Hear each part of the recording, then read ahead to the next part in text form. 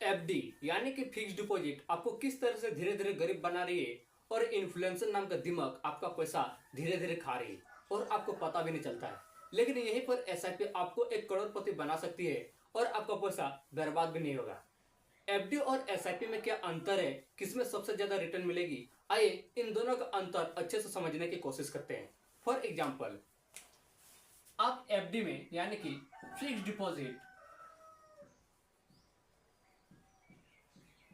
Deposit में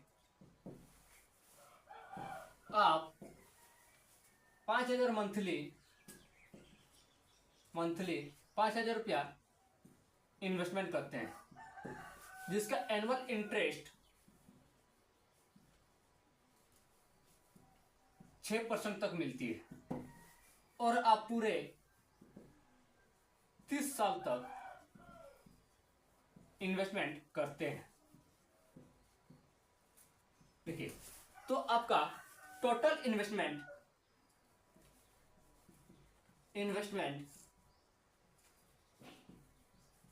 18 लाख रुपया और एनुअल इंटरेस्ट आपको मिलेगा 32,47,688 रुपया। टोटल वैल्यू 50,47,688 रुपया। देखिए, आप एफडी में यानी कि फिक्स डिपॉजिट में 5,000 रुपया मंथली इन्वेस्टमेंट करते हैं, जिसका एनुअल इंटरेस्ट 6% तक मिलती है और आप पूरे 30 साल तक इन्वेस्टमेंट रहे, तो टोटल इन्वेस्टमेंट अमाउंट 18 लाख रुपया। आपको 30 साल में इंटरेस्ट मिला 32,47,688 रुपया और टोटल वैल्यू आपका 50,47,688 रुपया। मतलब कि आप 18 लाख रुपया इन्वेस्टमेंट किए और 30 साल बाद आपका रिटर्न इतना मिला। लेकिन यहाँ पर इन्फ्लेशन मतलब कि महंगाई 6% बढ़ रही है, तो इस हिसाब से आपका 18 लाख का वैल्यू 30 साल बाद इक्वल हो गया। मतलब कि आप 50 लाख आपको रिटर्न मिला लेकिन 18 लाख के बराबर है, क्योंकि इन्फ्लेशन हर साल महंगाई 6% बढ़ रही है। इसका मतलब कि आप एफडी में इन्वेस्टमेंट कर रहे हैं तो एक मोमबत्ती की तरह है, कैंडल की तरह। आपको अपना पैसा तो दिखाई दे रहा है लेकिन यह धीरे धीरे खत्म हो जाती है, बिल्कुल ही मोमबत्ती की तरह होती है। लेकिन यहीं पर एक समझदार आदमी ऐसे जगह पर इन्वेस्टमेंट करते हैं जिसका एनुअल इंटरेस्ट अच्छा खासा मिल सके और उनका पैसा की ग्रोथ बढ़ सके।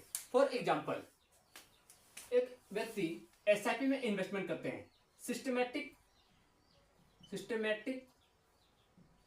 इन्वेस्टमेंट प्लान देखिए एसआईपी, तो वो भी मंथली 5,000 रुपया इन्वेस्टमेंट करते हैं, जिसका एनुअल इंटरेस्ट एसआईपी में लगभग 15% तक मिल सकती है। इससे ज्यादा भी बढ़ता है, 18, 20, 22 और पूरे 30 साल तक इन्वेस्टमेंट करते हैं। तो देखिए, टोटल इन्वेस्टमेंट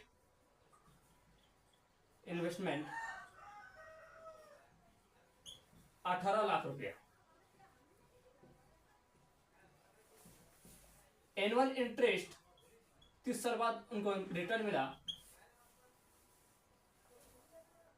3,32,47,103 रुपया। टोटल वैल्यू 3,50,47,103 रुपया। देखिए, एसआईपी में आपको अच्छा खासा रिटर्न देखने को मिल जाती है, क्योंकि यहाँ पर एनुअल इंटरेस्ट अच्छा खासा मिल जाती है। ये भी 5,000 रुपया मंथली इन्वेस्टमेंट किए, एनुअल इंटरेस्ट 15% और पूरे 30 साल तक इन्वेस्टमेंट रखें, तो देखिए टोटल इन्वेस्टमेंट अमाउंट 18 लाख रुपया, ठीक है। और उनको जो 30 साल बाद इंटरेस्ट मिला 3,32,47,103 रुपया और टोटल वैल्यू 30 साल बाद 18 लाख का रिटर्न मिला 3,50,47,103 रुपया। दोनों ने सेम अमाउंट सेम टाइम तक इन्वेस्टमेंट की, लेकिन रिटर्न अच्छा खासा आपको देखने को मिल जाती है। तो यही फर्क है। देखिए एफडी में आपको एक फिक्स मतलब 6 से 7% तक रिटर्न देती है, लेकिन एसआईपी, म्यूचुअल फंड इस सब में 12, 15, 18, 20% तक रिटर्न देखने को मिल जाती है। दोनों ने सेम अमाउंट इन्वेस्टमेंट किए, लेकिन इनका रिटर्न 50,47,000 है, लेकिन इनका रिटर्न 3,50,00,000 है। तो इन दोनों में आपको अंतर समझ में आ गया कि इसमें रिटर्न बहुत ही कम मिलती है, लेकिन इसमें थोड़ा रिस्क है, हाई रिस्क है, लेकिन लॉन्ग टर्म में आपको बहुत ज्यादा रिटर्न दे सकती है। तो इन दोनों में आपको समझ में आ गया कि इन दोनों में अंतर क्या है। एफडी में आपको लॉन्ग टर्म में अच्छा खासा रिटर्न देखने को नहीं मिलती है, लेकिन एसआईपी में आपको लॉन्ग टर्म में अच्छा खासा रिटर्न देखने को मिल जाती है। एफडी में आपका रिस्क नहीं है और एसआईपी में हाई रिस्क होती है।